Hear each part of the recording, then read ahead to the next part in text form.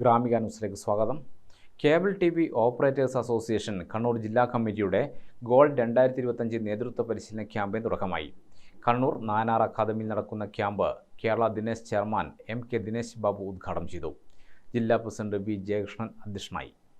കോർപ്പറേറ്റുകളോടാണ് നാം ഇന്ന് മത്സരിക്കുന്നത്. ഗ്രാമീണ മേഖലയിൽ കേരള വിഷന്റെ കരുത്ത് വലുതാണ്. സാധാരണക്കാരുടെ ഹൃദയങ്ങളിൽ കടന്നുചെല്ലാൻ സാധിച്ചതാണ് കേബിൾ TV മേഖലയെ തകർക്കാൻ പറ്റാത്ത സ്ഥിതിയിലെത്തിച്ചത്. ഇന്നത്തെ കാലത്ത് വൈവിധ്യവൽക്കരണത്തിലേക്ക് കടന്നുചെല്ലാൻ നമുക്ക് കഴിയണമെന്നും MK ദിനേശ് ബാബു പറഞ്ഞു. കേരള വിഷനെ പോലെ ഞാൻ നേരത്തെ സൂചിപ്പിച്ചതുപോലെ കുറേ ആളുകളുടെ കൂട്ടായ്മ, ആ കൂട്ടായ്മ ഉടലെടുത്ത ഒരു പ്രസ്ഥാനം മത്സരിക്കുന്നത്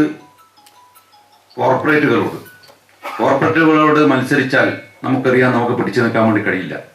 പക്ഷെ ഗ്രാമീണ ജനതയുടെ ഏറ്റവും വലിയ സപ്പോർട്ടോടു കൂടിയാണ് ഇന്ന് കേരള വിഷൻ പിടിച്ചു നിൽക്കുന്നത് കാണാൻ വേണ്ടി കഴിയും. നമുക്കറിയാം, ഭരണാധികാരികളോട് ഏറ്റുമുട്ടുമ്പോൾ ആ ഏറ്റുമുട്ടലിന്റെ ഭാഗമായിട്ട് പലപ്പോഴും ഇത്തരത്തിലുള്ള സ്ഥാപനങ്ങളെ തകർക്കാനുള്ള ശ്രമം നടക്കുന്നുണ്ട് എന്ന് നാം കാണേണ്ടതുണ്ട്. അങ്ങനെ തകരാതിരിക്കുന്നത് ഗ്രാമീണ ജനതയുടെ പിന്തുണ നിങ്ങൾക്കുണ്ട് എന്നുള്ളത് കൊണ്ടാണ്. ഒട്ടേറെ പ്രവർത്തനങ്ങൾ നിങ്ങളുടെ ഭാഗമായിട്ട് നിങ്ങൾ നടത്തുന്നുണ്ട്. സത്യസന്ധമായ വാർത്തകൾ ജനങ്ങളിലേക്ക് എത്തിക്കുന്നു. എന്താണോ നമ്മൾ സമൂഹത്തിൽ നമുക്ക് നേരിടേണ്ടി വരുന്ന ദുരന്തങ്ങൾ, ആ ദുരന്തങ്ങളെ എങ്ങനെ പ്രതിരോധിക്കണം, അതൊക്കെ ജനങ്ങളെ ബോധവൽക്കരിക്കാൻ ഇത്തരത്തിലുള്ള ചാനലുകൾക്ക് കഴിയുന്നുണ്ട് എന്നുള്ളതാണ് ചാനലുകളെ ജനങ്ങൾ സ്വീകരിക്കുന്നതിൻ്റെ ഏറ്റവും പ്രധാനപ്പെട്ട കാര്യം.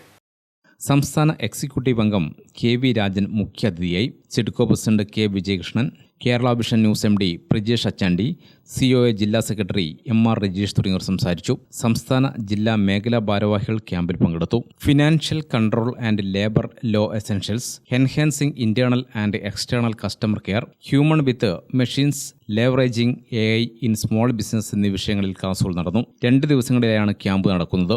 സമാപന ദിവസമായ വെള്ളിയാഴ്ച സംസ്ഥാന ഭാരവാഹികൾക്കുള്ള സ്വീകരണം നടക്കും. ഗ്രാമിക ന്യൂസ്, കണ്ണൂർ.